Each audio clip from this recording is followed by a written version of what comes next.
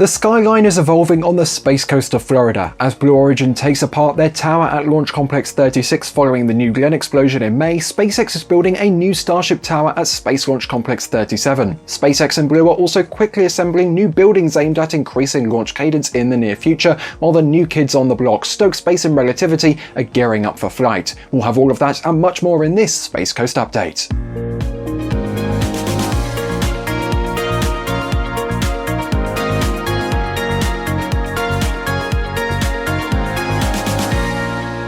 As usual, I won't be alone, as Sawyer and Alex are joining to help us break down and explain the latest news. I'll first hand it over to Sawyer for a look at SpaceX's Roberts Road facility. It's been a while since our last proper Space Coast update, and things have changed quite a bit. We'll start first with the biggest change at Roberts Road, the Starship Gigabay. The main structure for this building is pretty much now complete, and the exterior cladding is almost finished. It's been a year and a half since SpaceX first cleared the area for its construction back at the start of 2025. But now it's almost finally built. Of course, for now it's just a big black cube with very little to no actual tooling inside. That's going to be the next major step for SpaceX. This Gigabay was designed and built to have 24 work cells. The Starbase Megabays are smaller with only a few cells and took months to outfit them. In fact, some outfitting work is still going on every now and then. Because of this, SpaceX is well ahead of the game and is already building work stands and tooling to the south of the Gigabay. They've reserved a little area to the northeast of the Hangar X2 building for that, and we can see the hardware starting to be put together. This is just the start, of course. More of them will be built over time, so we'll be keeping an eye on them on future flyovers. Now, the work area inside the Gigabay won't be the only one needing outfitting. If you take a look at the height of the doors for the building, they don't go all the way up. Just like with the Megabays at Starbase, the top portion of this building won't be for rocket manufacturing, but will instead be regular floor space. It could be for offices or for visitors, as well as a viewing location for launches, or all of the above. We don't really know. From what we can see in the flyover, it seems like the floor layout will be that of a rectangle with a square hole in the middle, so kind of like a square donut or bagel. The roof itself is also almost complete, or at least its first layer is. It'll be interesting to see what the final look of the building is, because frankly, the all-black look is just going to end up looking like, well, a big black cube in the middle of the Space Coast. If it had something else apart from the black, then maybe that might make it look a little cooler. And in terms of cooler, all black in the Florida heat? Yikes. Besides, on a closer look, speaking of that weather, it already appears to be doing a number on those black panels. We also noticed on this flight that the smaller two entrances at the back of the bay already have their doors installed. The much bigger doors for the much bigger entrances at the front are being assembled just next to the big red and yellow cranes to the west of the Gigabay. That's pretty big, and for some reason, SpaceX is also preparing a concrete pad to the north right behind the bay. We don't know yet what it is, but I'm sure we'll figure it out at some point. Now, the Gigabay hasn't been the only major change at Roberts Road. There's been some reorganization as well. First and foremost, the tower sections for the first Starship tower at Space Launch Complex 37 were removed and transported to the pad, weirdly months before the area was even ready for stacking. Then, SpaceX decided to put a new building in that same location. As of the time of this flyover, its structure is not only up, but also receiving cladding already. This would be the third hangar in the area, which already has Hangar X and Hangar X2, so I guess this is some sort of Hangar X3? Not to mention there's another building to the north of Hangar X2 going up as well. Maybe Hangar X4? We don't know yet what either of these two buildings will be for, but given they're not very tall, it's probably not Starship assembly. But that doesn't mean they can't be for Starship. Out at Starbase's Sanchez's lot, SpaceX has a massive receiving and shipping tent and an area for building components, tooling, pad hardware, and much more. SpaceX doesn't have that here on the Space Coast, so chances are, as they begin Starship operations from Florida, they'll try and duplicate some of that work over here. Maybe using these buildings at Roberts Road. This increase in new workspaces and more things to work on in general means SpaceX will need more parking spaces for employees, and they are running out of it fast. Because of this, it's no surprise SpaceX is applying to build a parking lot next to the east lane of A Avenue, the avenue running perpendicular to Roberts Road. The documentation explains that the parking lot will have an area of about 6.15 acres, and that it's needed because the current parking facilities at the Roberts Road campus are inadequate to meet current and future operational needs. While Starship Tower construction will now have to occur elsewhere, Roberts Road still hosts pad hardware assembly and construction. In particular, the brand new Starship launch mount for the first launch pad at Slick 37, which SpaceX has confirmed they're naming Slick 37A. This Starship launch mount already has all 8 pieces of the bottom layer now in place at the rolling tent area. The mount will feature 2 more layers, a middle layer where all the hold-down clamps will be located, and a top deck that will spray water to protect the mount during liftoff, just like we saw on Starship's 12th flight. 3 of the 4 major pieces of that top deck are already staged to the south under the tent, and 2 of the 4 water manifolds for it are already staged to the west of the tent. So it seems like it won't be long until we see everything come together. There's still more pad hardware in this area of Roberts Road, but they'll probably be better understood when it's time to talk about the launch pads. You know how I was saying the Gigabay will need outfitting? Well, it'll also need Starship vehicles too, and those will have to come all the way from Starbase, at least until SpaceX has their own factory in Florida up and working. The transportation of vehicles will be done initially using the Marmac 31 barge, also known as You'll Thank Me Later. While it's currently just docked at Port Canaveral and not a whole lot is going on with it, under one of the many tents at Roberts Road, we can see part of the hardware that will be used for breaking over to vertical future Super Heavy boosters. This hardware starting to appear likely means we won't be that far from the first transport. In fact, recently, SpaceX's president and COO Gwynne Shotwell confirmed that Starship's first launch could happen as soon as Flight 15. That is, of course, if things go really well for Starship in the next 2 flights. But if they really are about to make that move, it makes sense to start getting things ready. You'll Thank Me Later won't be alone in the future though. SpaceX is planning to convert the Falcon drone ship, just read the instructions, into another Starship transport barge. The only problem is that ever since it stopped being used for Falcon landings, it hasn't really been modified much, if at all. At least it's got a lot of booster landings on its deck before retirement. Blue Origin's Jacqueline can't say the same because it's only had 2 landings so far, and the next one may take a while. Well, I guess that means now's as good a time as any to hand it over to Ryan for everything happening with Blue Origin here at the Space Coast. Ryan? To say that the skyline has changed at Launch Complex 36 would probably be an understatement. Just over a month ago, the New Glenn stack that was meant to launch on the rocket's 4th mission exploded dramatically on the launch pad right at the start of what was going to be a regular static fire test ahead of launch. The Lightning Tower that was right next to the rocket got destroyed, and the service tower on the other side got seriously damaged. Just a few weeks later, 3 crawler cranes are already standing fully vertical on site, with another crane currently in the process of being assembled. One of those cranes is a Damag CC-8800, the exact example previously used in the construction of Starbase's Pad 2 and NASA's Mobile Launcher 2. Considering this mammoth machine was only just raised over the weekend of June 27th and 28th, it doesn't look as if it was required for the cleanup work, but more the repair work. Dave Limp tweeted that Blue will start pulling down the damaged service tower segment by segment so they can modify each piece in parallel. Just after we got back on the ground, the first tower module was lifted and removed by said CC-8800 crane.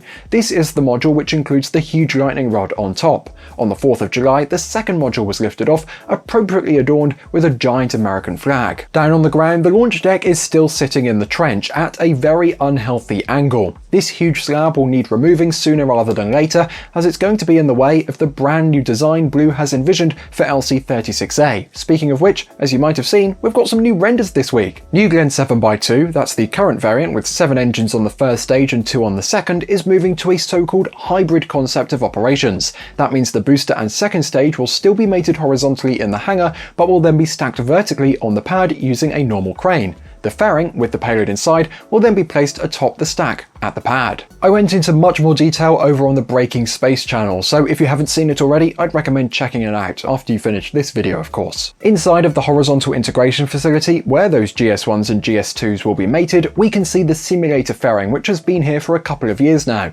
Interestingly, while the flight hardware, which were inside at the time of the explosion, have since been rolled to Exploration Park, this simulator hardware has not. Exploration Park is Blue Origin's big campus at the Kennedy Space Center, featuring construction facilities, their launch control center, offices, and much more. Resting outside is the GS1 transporter, which brought back Never Tell Me the Odds, the first ever New Glenn booster to land and the first to be reflown. This campus is ever growing, and since our last Space Coast update, Blue has finally completed the extension to the composite fabrication area of the main manufacturing facility. This is where they build those massive fairings for New Glenn. The company has also started construction of a new building, which old documentation refers to as a staged storage building. It's not the only one under construction. We can see this large foundation, which is clearly meant for a large building and forms part of the company's Project Horizon. According to company officials earlier this year, this building should be dedicated exclusively to the production of New Glenn second stages, something that will be needed if they want to ramp up launch cadence in the future. These foundations are also quite substantial, which probably means it's designed to support substantial loads and perhaps even have a tall roof, and therefore a large vertical volume inside. This raises the possibility that it could support vertical assembly of second stages rather than the way they're built right now, which is horizontally, although this has not been confirmed. This is probably something that we'll better find out once things progress even further. It's not just 7x2 hardware which Blue will be building though. In the future, the larger 9x4 variant will be making an appearance. Of course, a bigger rocket needs a bigger launch pad, which is where Launch Complex 36B comes in. It's being built just to the north of the existing LC-39A. By the way, these names, 36A and 36B, were confirmed last month by Blue Origin's Senior Vice President of Lunar Permanence, John Kalouris. The fact that the second pad is being built for 9x4 has also been confirmed recently by the company through the updates on the state of the pad after the New Glenn explosion. It was something we expected, but better to have official confirmation than otherwise. At the time of the explosion, this drilling rig was vertical at LC-36B, but it was lowered shortly after. During this flight, we were able to spot that it's vertical once again, so it probably means work has now resumed on its foundations. It's unclear what this new pad will look like, but it could probably be very similar to the way Blue now wants 7x2 to work out of 36A. You might have also noticed in some of these shots that the old tents to the north of LC-36 are now gone. These were being used for some of Blue's most secret programs, such as the Clipper reusable second stage program. These may have also been the place where the company tested its deployable aerobrake that they showed near the end of last year. These tents were severely damaged by the New Glenn explosion, which explains why they're now gone. We'll see whether they make a comeback or if Blue builds something else here. In order to support a growing launch cadence in the future, especially with two launch pads working at full capacity, Blue Origin is building a brand new facility where they can store and refurbish their boosters. Next to the Cape Canaveral skid strip is the site of the vertical refurbishment facility, which is planned to be a huge facility where Blue can inspect, repair, and you guessed it, refurbish Glenn Stage 1s, either 7x2s or 9x4s. Thanks to some satellite imagery acquired by Harry Stranger, we can see that the construction of this building is underway, with the first two levels being assembled. It's got a ways to go yet though, as the final structure could be on the order of 145 meters tall. It's not just SpaceX and Blue Origin making progress at the Cape, but also all of the other companies that are based here as well. Let's take a look at what Stoke Space has been up to as they prepare to fly their medium-lift rocket, Nova. Construction of its launch pad at Launch Complex 14 is now, for all intents and purposes, complete, with the site appearing to be ready for operations. At this stage, it is simply waiting for a rocket to arrive for testing ahead of its first launch. If you're an avid viewer of This Week in Spaceflight, you'll know the company has been testing flight hardware in recent weeks. One particularly exciting item of note is that the umbilical tower has now been painted red. This appears to be a deliberate nod to the early days of the Space Coast, when many of the launch towers along what was then known as Missile Row were finished in the same distinctive red colour. It's a nice tribute to the site's heritage while preparing it for a new generation of launches. And Nova is not only a next-gen vehicle, it's the only upcoming vehicle other than Starship to be fully reusable. That's right, despite only being able to carry 3 tons or so to low Earth orbit, both stages are being designed to land and fly again. Relativity Space's Terran R is a bit larger, planning to carry 10 times more payload to LEO, but it's only designed to be partially reusable. At Launch Complex 16, significant progress has been made across multiple elements of the site as construction continues to advance. Several Lightning Tower modules are currently being assembled ahead of stacking operations, indicating that vertical infrastructure work is ramping up. The water tower is also now fully stacked, although it remains to be seen if they'll paint the whole thing or if it will stay in this two-tone paint job. Flame diverter components are also visible on site, suggesting that installation work for launch support infrastructure is well underway. In addition, so-called upper strongback fluid brackets are currently being assembled. Construction of the access ramp leading up to the Terran R launch pad has also progressed noticeably, with a fair amount of additional earthwork completed since the last update. Speaking of additional work, I'll hand it over to Alex, as SpaceX has been working hard on their launch pads too. Let's start first with the Starship launch pads by going north of Relativity to Space Launch Complex 37. Just in the last month, SpaceX has begun stacking the first Starship launch tower at Slick 37. During our team's flyover, they were able to capture the giant LR-13,000 crane, placing the 4th tower module out of the 9 that will make up this structure. While not the middle of the tower in number of modules, modules 7, 8, and 9 are shorter modules, so technically this 4th one contains the halfway point of the tower. Nobody recreate now Bon Jovi, please. Well, we're halfway there. As Sawyer explained earlier, all of these tower modules had originally been assembled at Roberts Road and were moved to Slick 37 many months ago. So they're very accessible, and it's something that has allowed them to go at a good pace of about 1 module per week. The tower is also now tall enough that our own ULA Bergeron can see it from the ground out in Titusville, so if you're in the area, chances are you're going to be able to see it on the horizon. Along with the tower modules, teams have also assembled a tower roof next to them. This tower roof is in fact something that we have already seen at Starbase's Tower 2, and it works sort of as a cover that shields the top of the tower. We think it's for protection against ship catches, but it could also be just for general protection. What it's unclear is whether this one is for Slick 37 or for LC-39A, because we couldn't find where they're building the one for LC-39A. So if there's only one right now and they want to launch soon for Florida, you'd think they'd be putting this on the LC-39A tower, but then again, why build it at 37? You know, why not build it at 39A? You get the point. It's not easy to guess this stuff. Apart from the tower sections, SpaceX more recently moved the chopsticks and carriage system for this first tower, and they have them in storage right there. Both the chopsticks and the carriage are nowhere near complete though. In fact, the arms are the only ones that you could say they are at least structurally assembled. The carriage itself is still missing some of its parts, and we were able to spot them still out at Roberts Road. So they'll need those before completing that carriage system. Now, quick theory here, but since they're not complete, but they were moved out to Slick 37, it's likely that SpaceX did that just to make room at Roberts Road for all their hardware. Next to the chopsticks and carriage, we also spotted parts for what appears to be a ship quick disconnect arm, so it's safe to say this one will also be finished here rather than at Roberts Road. At Slick 37, SpaceX is not only building up, but also digging down. From Harry Strange's satellite views, we can see this work going on at the launchpad's flame trench. It also gives us a nice perspective of where everything is relative to each other. As we can see, rebar is now being placed in the flame trench to create the foundation needed to support the flame diverter and the launch mount. The launch mount also has a support structure, and the area where that will be going is also being prepared for its future placement. Teams have in fact already staged the steel that will make up the main structure for it. At Starbase's Pad 1, crews have been assembling the service structure off to the side instead of right in place while repairing the flame trench area, so it wouldn't be surprising if they were to do the same here at Slick 37. Work crews are also placing support hardware now for the propellant and deluge tank farms, with pedestals and conduits being placed at different locations of Space Launch Complex 37. They've also started to bring in subcoolers and tanks, which can be seen staged to the north of the complex.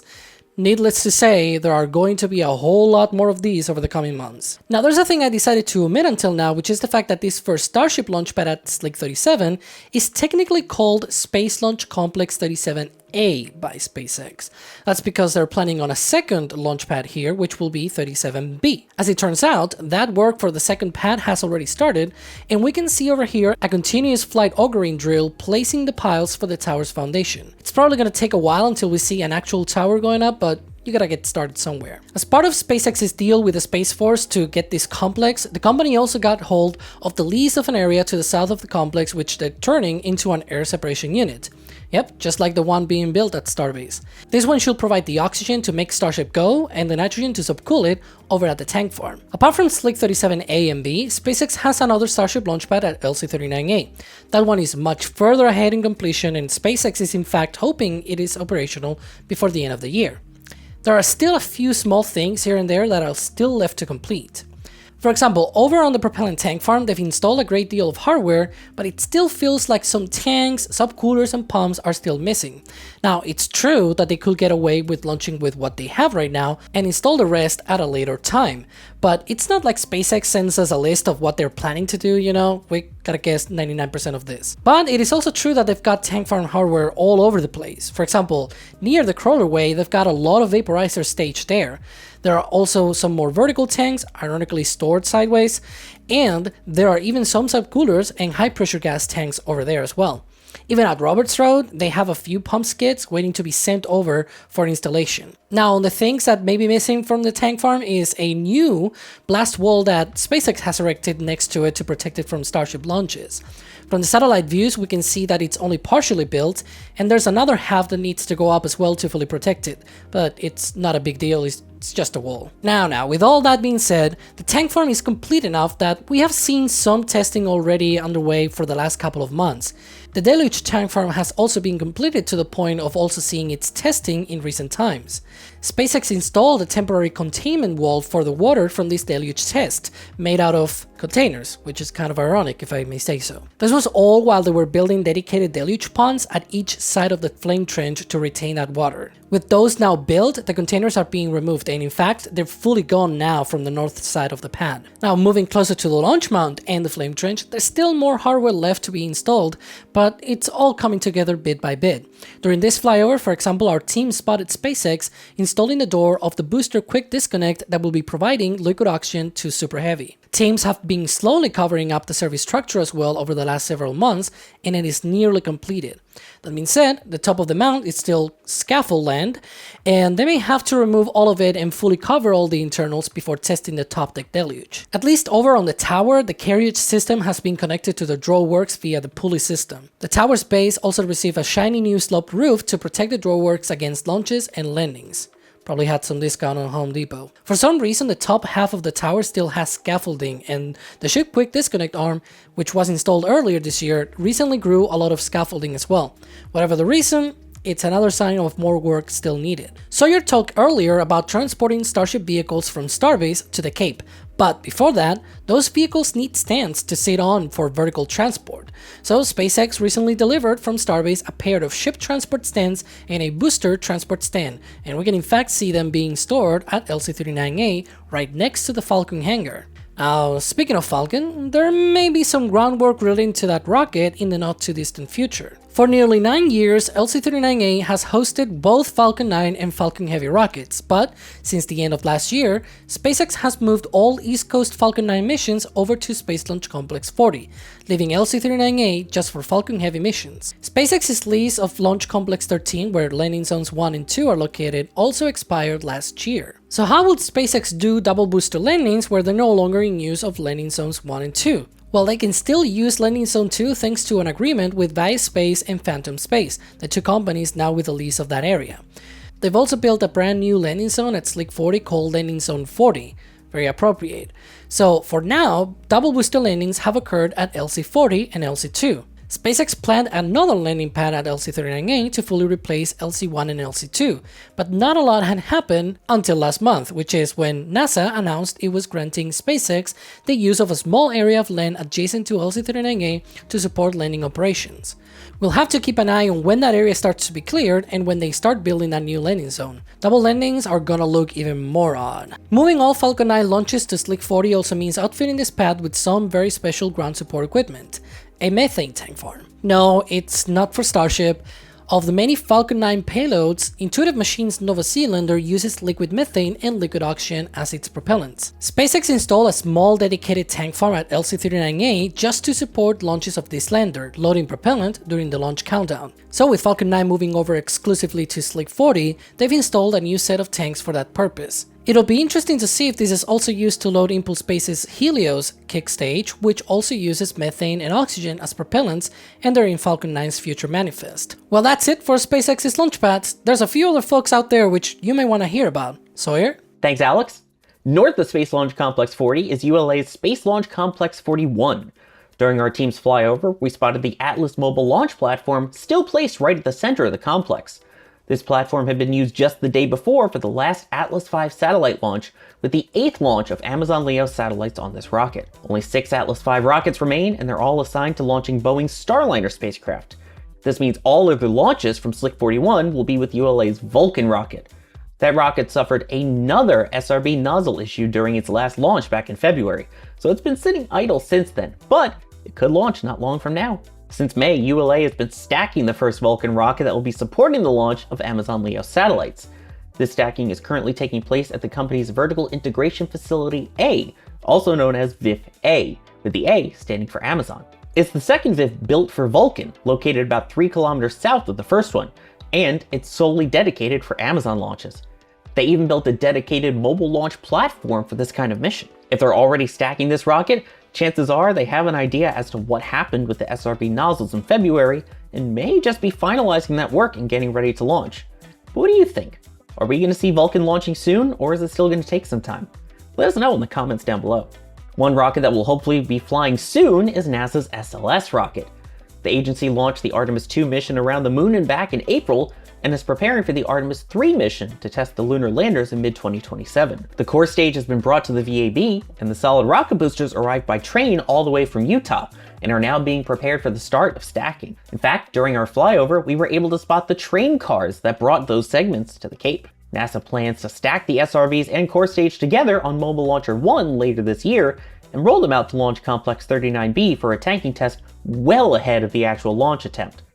I bet it's gonna look really weird without an Orion or upper stage and have that out on the pad. NASA's Mobile Launcher 2 won't have the luxury of hosting SLS launches though, as NASA is no longer finishing it or continuing development of SLS Block 1B. Instead, parts of this mobile launcher are being taken as spares for Mobile Launcher 1. In our flyover, we could see that almost all the swing arms on the umbilical tower have been removed, except for the core stage intertank swing arm and the SLS interstage swing arm.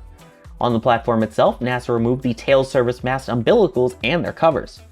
It's unknown what will happen to it and whether it'll be scrapped completely after this, or whether it'll be bought by another company for their own use. I'm sure at this point NASA will welcome any ideas. Things are getting really exciting on the Space Coast, especially as we're maybe just months away from an active Starship pad here. But it's also great to see all the other companies moving towards launch, potentially this year as well. But until then, I've been Ryan Caton for NSF, thanks for watching, and goodbye.